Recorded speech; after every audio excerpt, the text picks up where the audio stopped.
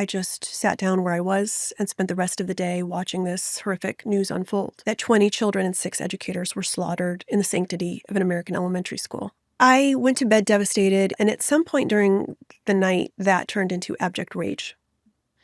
I woke up and I didn't know what to do with myself. Facebook was a very big deal with middle-aged women in 2012, and I knew how to start a Facebook page. From the news team at LinkedIn, I'm Jessi Hempel, and this is Hello Monday. It's our show about the changing nature of work and how that work is changing all of us. Now, today's episode begins with a moment. That moment we've all had where something in our local community or in the larger world strikes us as so egregious, so tragic and terrible, and just off the hook that you can't not do something. You feel you must take action. Now, here's the thing. In the larger world, a lot of us feel kind of powerless, right? A lot of the time, the problems around us seem so big, and we ask, well, what can I do? Well, the answer to that, as you will hear today, is a heck of a lot. Our guest today took that moment and transformed it into a national grassroots movement.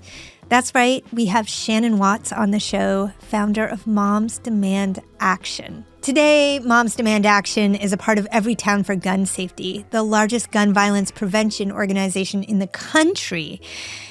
This organization has had such success at the ballot box, in corporate America. They're making our lives safer. But this isn't how Shannon's story started. No. It started back in 2012 when she was a mom of 5, folding laundry, watching the news. This is a story about everything that happened next. Shannon is out with a new book. It is called Fired Up, and it really lays out what any woman can do to shift her spark into something really powerful. My hope is that as you listen to today's conversation, you will find so much to inspire your own journey. So many tools that you can put to use immediately, and so much certainty and, frankly, hope that the ideas you have about the world we are all living into are not only possible, they are probable with a little bit of vision and guidance from you. Okay, here's Shannon Watts. I was oddly obsessed with Watergate as a child. Never had an interview begin there before. The first sentence of my memoir. I credit it to my untreated ADHD. So I would go down sort of rabbit holes and live there for a long time. And so I really wanted to be an investigative journalist. And so I ended up going to try to get my journalism degree at the University of Missouri. But again, because of my untreated ADHD, it was very difficult for me to focus and get through, particularly statistics. Mm-hmm. So I ended up graduating with a degree in sociology, but a minor in journalism. And then I got out, and I immediately went into a marriage and created a family, marrying my college boyfriend. I had 3 children by the time I was 30. Oh my goodness. And just felt a lot of pressure to make a decision that would help pay the bills. So I went right into public relations. I think I was a vice president before I was 30. If you had an oil spill or, a crisis in your parking lot, I was the person you called. And it really helped me figure out, okay, how do I shape a narrative? How do I tell a story? And then after that, I found myself at some Fortune 500 companies, a lot of crisis communications, but also shaping brands for products and for people inside the companies. I kind of realized in my mid-30s that things were going in a different direction than I had planned. I found myself in an emergency room, covered head to toe in eczema. And I know eczema doesn't sound that horrible, but actually, this was pretty, my scalp, every part of my body, all the way down to my toes. And it kept me awake at night. It prevented me from focusing. It made it difficult to parent. It was just horrible. And nothing I did would cure it. And so I finally went to the emergency room, and this doctor is in the office with me, and he looks at me and he says, "How much stress are you under?" And I kind of lob back, "How much time do you have?" Expecting us to laugh about that. And he didn't laugh. He didn't break eye contact. And I just broke down. And I realized in that moment I was at a crossroads in my life, that I had made some choices that weren't really where I wanted to be. I hadn't thought about it. And I hadn't asked myself what I wanted. I had just gotten in the fast lane. And that was really the moment where I began to redirect my energy and what I was focusing on. I think that is such a familiar feeling for so many, especially successful younger professionals. You come into your professional life, maybe your family life, into a set of values that somebody else defined for you without even having reason to understand that until the moment when those values don't serve you anymore, when they're not in line with your higher order, with what you want. Probably don't even know what you want at that point, my guess is. Was it a sharp leaving for you, or was it a sort of a slower process? It's interesting you say you don't even know what you want. I didn't. I knew what I didn't want, but I couldn't say it out loud. I couldn't afford a therapist at the time. I couldn't confide in my husband, obviously, because I couldn't tell him that part of the problem was that I thought I had married the wrong person.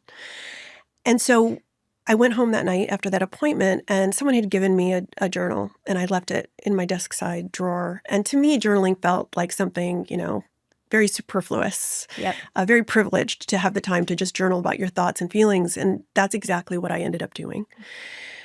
And there is data that backs up journaling being a very helpful way to figure out a path forward. And the more I journaled, the more it became a roadmap for more of what I didn't want at first. I knew I needed to get out of my marriage. I knew I didn't want to be in the career I was in. Yeah. And even putting that down on paper felt incredibly frightening. I left my marriage first, and then I decided I would also leave my job. At the time I worked at WellPoint, and become a consultant. And it was in that space, of after leaving my job, leaving my marriage, that I was able to try a whole bunch of different things. I started an art gallery. I tried to become a yoga teacher, which for those who know me, I would be a horrible yoga teacher. I tried my hand at a lot of different things that I failed at and gave myself time and space to experiment. And then it all culminated in the creation of Moms Demand Action. So I have heard you speak before about the sort of moment that it came to be, but I'm going to assume a lot of our listeners haven't. So I would just love to hear you tell the story of the spark. So it was the end of, I would say, 5 years in total of a break from the corporate world. I was getting my resume together, thinking about going back.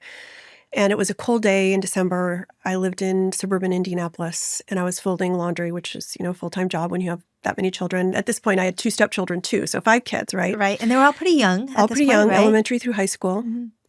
And I saw breaking news on the television that there was an active shooter in Newtown, Connecticut, a place I'd never heard of. And like I'm sure you and so many others who are listening, I just sat down where I was and spent the rest of the day watching this horrific news unfold. Yeah. That 20 children and 6 educators were slaughtered in the sanctity of an American elementary school. I went to bed devastated, in tears, and just inconsolable. And at some point during the night, that turned into abject rage. I woke up and I didn't know what to do with myself. And as I mentioned, I was still in yoga teacher training, which was not working for me.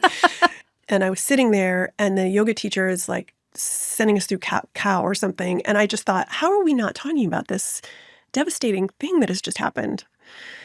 And I just rolled up my yoga mat and left that class. And I drove back home. My laptop was in the kitchen. I opened my laptop. Facebook was, a very big deal with middle-aged women in 2012. Yeah. And I knew how to start a Facebook page. I did not have a focus group in my kitchen, so I called it 1 Million Moms for Gun Control, not realizing that gun control was a verboten phrase inside the Beltway. And it was really just a clarion call to action to other mothers, particularly like me of Gen X, who had seen Mothers Against Drunk Driving be so influential in the 80s, to say that it was time to stand up to this wealthy, powerful special interest.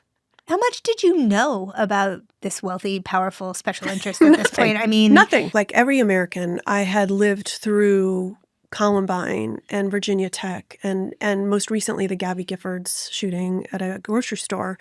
And I had seen our lawmakers do pretty much nothing to protect us as a result. And the logical conclusion that I made was that was because they were beholden to this special interest. Right. Which was correct. Yeah. But it went viral. Tell me about that earliest turning point when you realized, there's something here. It was almost immediate. I did not think much about it. It was so visceral. I was so angry. And I just wanted to be connected in some way to other women and mothers who felt the same way I did, that just thought, how can I go on and live a normal life right now in the wake of this tragedy? And immediately, my all my public information was out there. So people were calling my phone. They were sending me texts. They were DMing me. Some people came to my house. It was this outpouring of women who were saying, how do I do this where I live? And none of us knew what this was, right? And when we went to bed that night, my husband said to me, and not in a happy way, he said, this is going to be a very big deal. And it felt heavy because we were just getting our lives started as a married couple. I was going to go back to work. Like, I think we both were thinking, this is going to be something that I am immersed in. Right. So what was the path from Facebook page, poor night's sleep, to 501c3 and figuring out how to do that? Because I'm going to assume that you didn't exactly know how to run a nonprofit. No. I had managed people for years inside companies and agencies all across the world. And as I mentioned to you, Mothers Against Drunk Driving was a little bit of a North Star. Yeah. So I did a couple things. I took all the names of the women who lived in different states and immediately set them up as the leaders of their state. And that was just sifting through the Facebook page. Yes, I would collect names, numbers, states, cities. Yep. And also, what's your skill set, right? Are you a lawyer? Are you a website developer? Are you an organizer? Are you a policy expert? I mean, my skill set was very clear, but I was missing a lot of things that these other complete strangers were willing to fill in. I mean, there are stories of women who walked out of their jobs that day, full-time jobs, never to return, only to help me volunteer for years. Right. Because they were so impacted by this tragedy. Right. And so we started to organize into chapters like Mothers Against Drunk Driving. I got on the phone with the CEO of MAD, who I later hired to help me with Moms Demand Action. She just happened to be running the MAD hotline that weekend. So I called the 800 number. Debbie answers, Debbie Weir. And she's like, yes, of course, I'll tell you all about MAD and how we organize. So you're just like, I want to understand more about MAD. I'll just call the 1-800 number that you can just find on the internet. The CEO of it picked up. Debbie, for whatever reason, was working the hotline that day and gave me incredible information. And I started meeting on, I don't even know if we were on Zoom at the time, but we would meet on video conference. All these women from across the country, a lot of women in Brooklyn, a lot of women in Palo Alto, and then all places in between. Yeah. And we just began to work together cohesively as a team. Right. I will say there's something here that has to do with parenting and being a mother in particular. And I can't put my finger on it. And I know you have been asked to before. Like, what is it? Why do moms possess this preternatural strength? I mean, they absolutely do. It is so true. Some of it is fear. I'm afraid for the safety of my children, my family, my community, so therefore I act. Some of it is righteous anger. Women hold about 25% of the 500,000 elected positions in this country. About 5% of Fortune 1000 CEOs.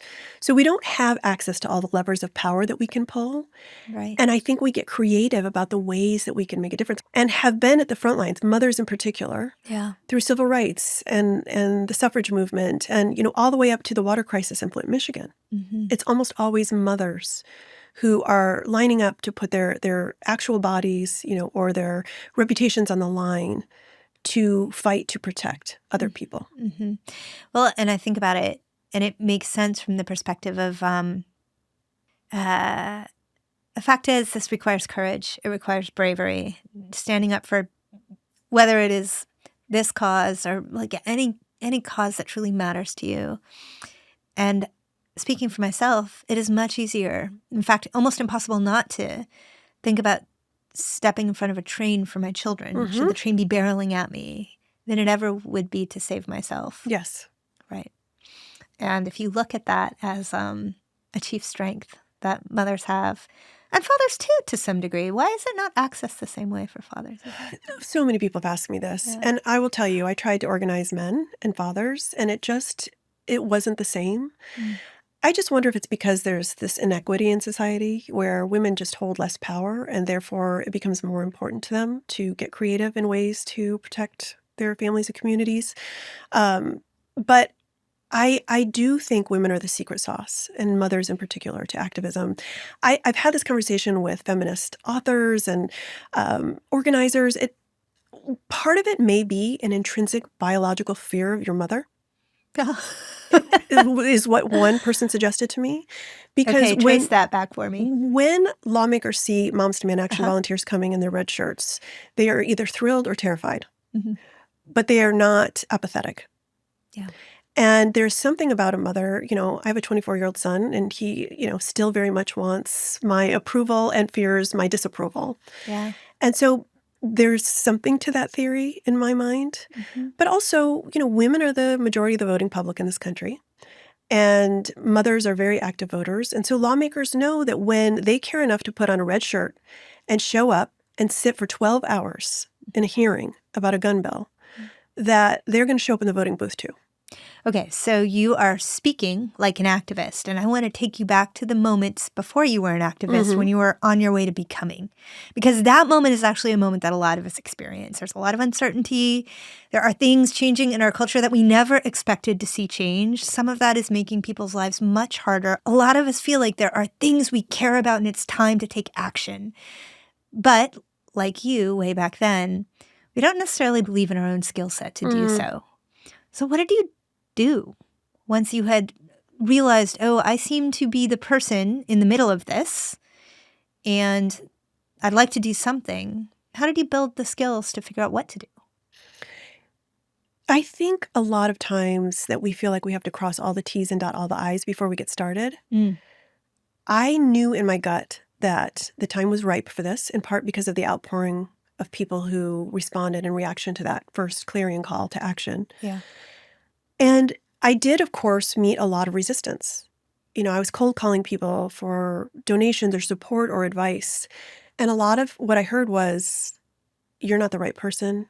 You don't know enough about this. You can't do this. This can't be won. This is already being done. Over and over and over again. But I did not ever take that as rejection. I didn't even consider not doing it, which is interesting. I think it's because I trusted my gut so much, having been in the workforce. I knew that I could create a brand that was powerful and empowered women and made them feel like they could act, kind of like superheroes. Yeah. And I met a lot of other women who were supporting me. That helped too. They were saying, if we lose our children, we have nothing left to lose. How can we turn back? Now, that is not to say it wasn't overwhelming. I mean, from the moment I got out of bed, my feet hit the floor, I was working on gun violence prevention until bedtime. Did you ever have moments where you thought, oh, I'm actually going to combine with somebody else, or I do see there's duplication in the market and somebody else is working on something versus carving out your own path?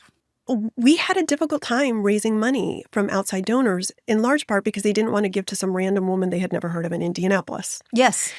And so I realized about a year in, especially when I knew that volunteers were going to start to leave the fold because I couldn't pay them to basically make this a full-time job, at least the organizers and the leaders.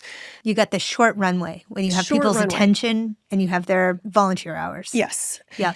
And, this tragedy was beginning to fade in the minds of Americans. And so I began to interview organizations inside and outside the space, realizing, I had this army, but we needed some generals. And I interviewed organizations that had nothing to do with gun violence, and then every single organization that did. And it just so happened that when I met with Mike Bloomberg's team, who was mayor of New York at the time, but he was getting ready to step out, that we had all of the things in common, the values that we wanted to focus on.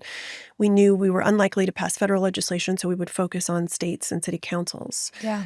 So it was an important marriage that enabled the organization to last into perpetuity. Right. And how did you set, you just sort of beautifully articulated the way that you thought about what a goal should be. Unlikely to be able to move the needle here, we're going to go there. Initially, what were your goals? Well, I thought we were going to do a bunch of marches and rallies in those early days. That's what we were going to do, and then maybe we would go back to our normal lives. And what happened was there was a bill, a bipartisan bill called the Manchin-Toomey Act that would have closed the background check loophole in honor of the Sandy Hook school shooting. Thought, okay, this is of course going to pass. You would think, Of right? course this is going to pass. Yeah. And yet, a few months after this shooting, I was sitting in the Senate gallery and watched it fail by just a handful of votes in the Senate. And what we realized was that we were going to have to pivot and do this work in state houses all across the country. This wasn't going to be marches and rallies. Yeah. This was going to be organizing just like the gun lobby had for decades, and stopping bad bills, passing good bills, on the side changing the culture, electing gun sense candidates. Yeah. And then it became clear that this was not marches and rallies. This was organizing. Yeah. Did you want to have a career in organizing? No. I knew little to nothing about gun violence, organizing, the legislative process when I started this.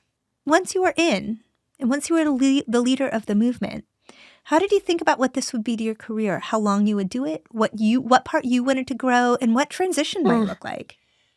When I started Moms Demand Action, I got a call from a bunch of moms in Palo Alto, including Sheryl Sandberg's sister, Michelle, a Harvard-trained pediatrician. I didn't know any of them. Yeah. And they said, come out and have a meeting in Palo Alto. And at the end of the meeting, one of the women leaned over to me and she said, whatever happens, don't get founder syndrome. And I said, of course not. I had no idea what that was. So I had to go Google it after this meeting. And it's this idea that your identity becomes so enmeshed in what you started that when you leave, you either feel the need to burn it down or it fails without you. I'm a practicing Buddhist.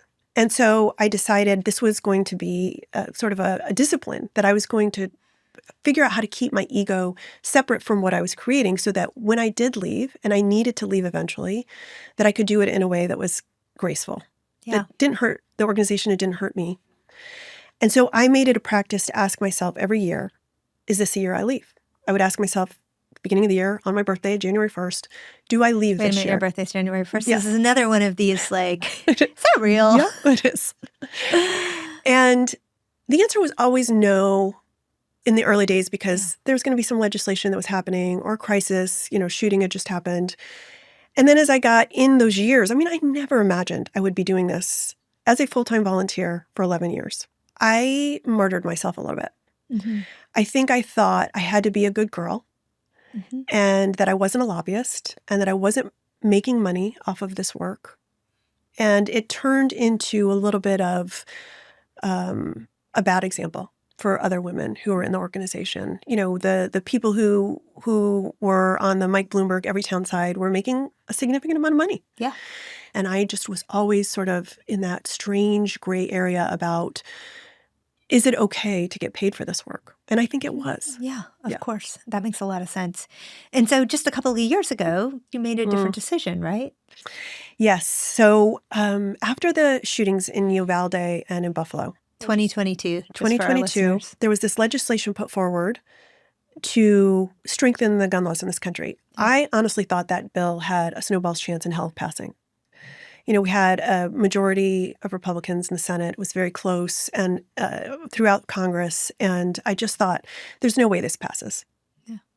But we had built this grassroots army. I talked about the Manchin-Toomey bill that failed in 2013. Part of it was that or lawmakers said they were hearing from their constituents something like 3-1 against it. Well, here we are, flash forward a decade later, and Republicans are saying they're hearing from their constituents 10-1 in favor of this bill. We started holding rallies and marches and meeting with our lawmakers and, just making a ton of noise and being just so in their face. They couldn't not pay attention to this. And we believe there was a poll that Senator McConnell saw that showed that if they didn't act, the midterm elections would be really difficult for Republicans. It passed. 15 Republican senators voted for this bill. First gun safety legislation to pass the federal government in a generation. And I was standing in the Rose Garden in the summer of 2022 watching President Biden sign the bill into law. And I don't know if I was hearing my own voice or it was my intuition, but it just said, this is it. This is the bookend to your work as an activist. And a few months later, I told my whole team that I was going to step back and spend 2023 saying goodbye. Oh. When you look at the organization now, what do you see? Oh, I'm so grateful. Well, first of all, I do feel like even though there was suffering and it wasn't always easy to step back, I do feel like I did it in a way that left me intact and the organization intact. I handed the baton over to a Black mom of 4 living in Washington, D.C., who has a much different viewpoint and experience with gun violence than I do, and is bringing new energy and ideas to the organization. And my being gone hasn't impacted it negatively. I think it's only helped. Not long after I made that decision to step back, I got a call from Maria Shriver, and she says, I have a book imprint. Would you like to write a book? And I said, sure, about what? And she said, what you've learned about women, which is like a lot. And that was really helpful in figuring out who am I and what am I doing next. And I think part of what I realized was that yes, I was passionate about gun safety, but even more than that, I'm passionate about summoning the audacity of other women. I'm not a unicorn. I'm really not. I'm a very average person. I have a specific skill set, which is communications. I have values that are important to me, like protecting my family and my community. And I had this burning desire to be part of a badass army of women who were taking on what looked impossible, right? And this is what I think is the formula for coming alive or doing something that is important to you. And that is marrying your abilities, your values, and your desires. And I have done it again and again since then. And I hope to do it again and again for the rest of my life. I'm 54 and I feel like I'm sort of just starting. But it's what I've seen other women do that would come into the organization, for example, and maybe they were an accountant and their kid has a lockdown drill at school and they decide, I have to get off the sidelines. They come into the organization, maybe they're a data entry volunteer. And then they get so much encouragement for their skill set and their values are validated and they're sort of uncovering their desires. And they step into a chapter leader role. And then they start to have meetings with lawmakers and they realize, I'm as knowledgeable and concerned as this person. I should be on that side of the desk. And they run for office and they win. And it just opens up a whole new world for them, like Moms Demand Action did for me. Yeah. And that's what I keep encouraging women to do, which is to follow that formula. And to, ask themselves, what do I want? I didn't do that till I was 41. But we should do it earlier, but we should also do it throughout our lives. That was Shannon Watts. She is the founder of Moms Demand Action and the author of Fired Up. Check out that new book wherever books are sold. And I want you to walk away with a lot of big ideas from this conversation. First, don't wait to get started. At whatever it is you want to do, no matter what you think you need to be ready, I am here to tell you that you can be ready right now. Right this second. Just get started. Second, burnout, it actually can be a powerful message, right? And in fact, it can be a turning point. It was for Shannon. So when you are feeling that in your bones, in your body, listen to it, invite it, figure out what it has to teach you about what you should be doing next. And finally, and this is one of my very favorite lessons in this conversation and in so much of what we do, it's all about the community. The community is how we get things done. When Shannon wanted to create change, she didn't get started by herself. She got started in the company of other people by drawing people together in community. Now, we are going to talk about all of this and so much more on this week's Office Hours, so I hope you will consider yourself invited. I get together along with our senior producer, Sarah Storm, every Wednesday afternoon at 3 p.m. Eastern on the LinkedIn news page. You can find us there, or if you want a more direct link, check the show notes. You'll find it there. And if this episode inspired you, I want you to think about sending it to a woman in your life who is on the verge of a big change. You know who that is for yourself. Just shoot him a quick text right now. Thank you, as always, for joining us in the studio for a recording of Hello Monday. I will be right back here with a fresh conversation next week.